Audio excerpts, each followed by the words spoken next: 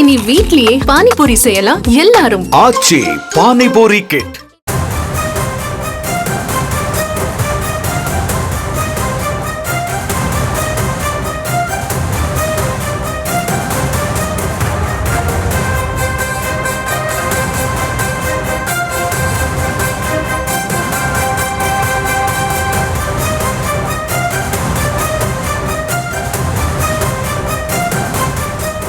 அண்மை செய்தியாக பார்த்து வருகிறோம். சட்டமன்ற கூட்டத்தொடர் ஏப்ரல் 30ஆம் தேதி வரை நடைபெறும் என்று தெரிவிக்கப்பட்டிருக்கிறது. மார்ச் 17ஆம் தேதி முதல் மார்ச் 21ஆம் தேதி வரை பட்ஜெட் மீதான விவாதத்திற்கு பரிந்துரை செய்யப்படும் என்றும் பட்ஜெட் மற்றும் வேளாண் பட்ஜெட் மீதான விவாதம் 4 நாட்கள் நடைபெற உள்ளதாகவும் தெரிவிக்கப்பட்டிருக்கிறது. இது தொடர்பான மேல்விவரங்களோடு இணைகிறார் செய்தியாளர் பாரிகார்த்திக். வணக்கம், மேல்விவரங்களை வழங்கலாம். வணக்கம். தமிழ்நாடு சட்டப்பேரவை கூட்டம் இன்று 2025-26ஆம் ஆண்டிற்கான பட்ஜெட் கூட்டத்தொடர் துவங்கி இருக்கிறது.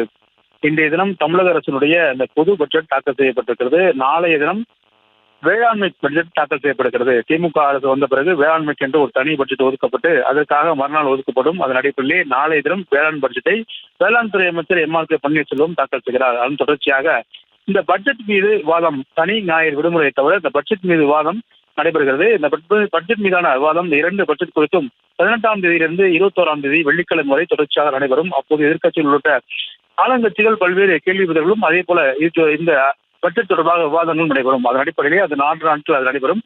மீண்டும் சனி ஞாயிறு விடுமுறைக்கு பிறகு மானிய கோரிக்கைகள் துவங்குகிறது. அனைத்து துறை ரீதியாக இருக்கக்கூடிய தமிழக அரசின் சார்பில் துறை ரீதியாக இருக்கக்கூடிய அனைத்து துறைகளும் மானிய கோரிக்கை தாக்கல் செய்யப்படும். அந்த மானிய கோரிக்கையில் தான் பல்வேறு விஷயங்கள் ஒவ்வொரு துறையின் சார்பில் அந்தந்த அமைச்சர்கள் வழிநடத்துவார்கள். அதன் அடிப்படையிலே வருகின்ற 24ஆம் தேதி மார்ச் 24ஆம் தேதியிலிருந்து தமிழ்நாடு அரசினுடைய இந்த மானிய கோரிக்கை நடைபெற்று கிட்டத்தட்ட ஏப்ரல் 30ஆம் தேதி வரைக்கும் நடைபெறுகிறது.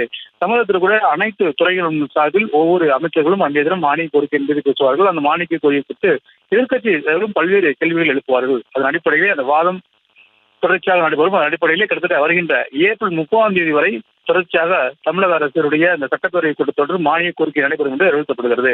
வருகின்ற ஏப்ரல் 30ஆம் தேதி உள்துறை மதுவிலக்கு மற்றும் ஆயத்தீர்வுத்துறை சார்பில் நடைபெறும். அதில் முதலமைச்சர் கலந்து கொண்டு பேசுவார். ஏன்னா காவல்துறையுடைய உள்துறை செயலாளர் மற்றும் உள்துறை அமைச்சராக இருக்கக்கூடிய தமிழ்நாடு முதலமைச்சர்களே வருகின்ற 30ஆம் தேதி பேசுவார். அதன் அடிப்படையிலே உள்துறை மதுவிலக்கு மற்றும் ஆயத்தீர்வுத்துறை அரசினர் சட்ட முன்வடிவு மற்றும் ஆயத்த செய்து உள்ளிட்ட பல்வேறு விஷயங்கள் நடைபெறும். அன்றைய தினம் வரை தொடர்ச்சியாக சட்டப்பேரவை கூட்டத்தொடர் நடைபெறுகிறது.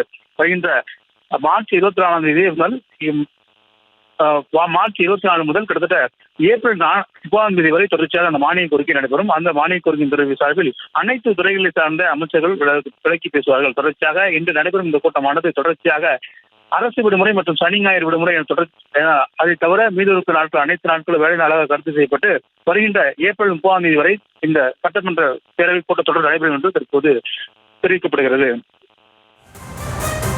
இனி வீட்லயே பானிபூரி செய்யலாம் எல்லாரும். ஆச்சி பானிபூரி கிட்.